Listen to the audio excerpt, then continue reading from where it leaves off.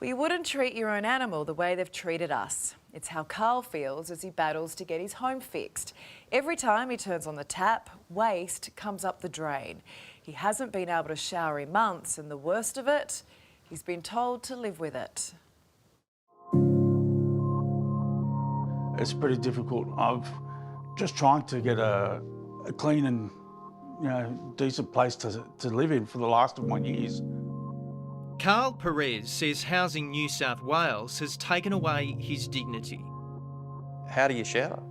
We've been sponge washing or using wipes. There's more dust than mould in the bathroom of Karl's home. The drains are sealed to block the smell, and he hasn't dared turn the shower tap for months. What would happen if I went and switched your shower on now? It might run for a few minutes, but if it was delivered on for more than a half an hour, there would be sewage start flooding up out of the drains.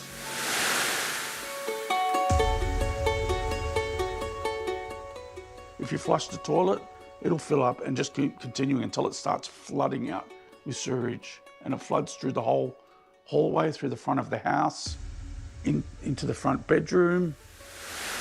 The house in Sydney's Greystanes has flooded 3 times this year. We won't show you how bad it gets, but Housing New South Wales, who placed Karl here, has seen pictures which would make you sick. Karl says a cleaner wasn't even called. You wouldn't even treat your own animal the way that they've treated us. Some of the appalling things that they've said and suggested to us. Karl has terminal lung disease. He lives with Monica, his partner and carer, and a support dog. Both say they're thankful to have a roof over their head, but the past few years has been rough. I've been moved and displaced through our housing situation multiple times, been living out of bags and boxes now since July 2013. They had to leave their last home. They ended up getting an occupational therapist. So essentially she condemned the property and said it's not safe. He's already fallen multiple times. For me to continue staying there would be very high risk. This place was meant to be the solution. Karl says the exterior of the housing complex is one of the best, but it's what's happening inside his place and others which has seen him not even unpack. Is this home sweet home? Far from it, far from it. Look, they said that they spent in excess of $130,000 modifying the property. There's been plumbing issues for multiple years, at least more than 2 years. The previous tenants had to leave because of it. Plumbers have so far been unable to fix the problem permanently, with flooding now affecting the common area. It just happens to be right next to Karl and Monica's place, so they can't even open the kitchen window. They also leave the back door shut to keep the smell out.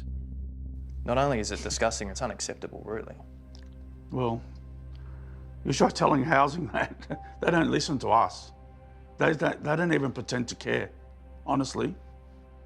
Karl claims the last investigation into the problem found a blockage caused by tree roots. They just don't want to spend the money to fix it. They'd rather put band-aid measures and when it does flood, just come and clear it. But the problem is we've had 2 floodings on one day, so the plumbers will come and clear it in the morning and say it's right. 12 hours later, it floods again. The last thing Karl needs is another fight, but the 48-year-old's taking housing to the People's Court, NCAT, to demand a permanent fix and what he says are his basic rights. I can't go out and work like I used to. I'm at their mercy.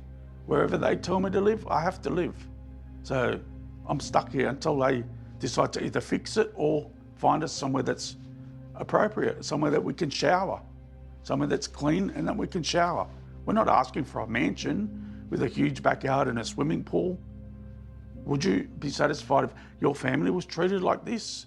If it was your mother or your father that was being treated and being forced to live in these conditions, would you sit by and do nothing? Well, we went to the Minister's office with this last week. Rose Jackson told us today it was completely unacceptable and so far from the standard she sets. Work is now underway to fix it permanently, she says. Let's hope so, because no one should live like that.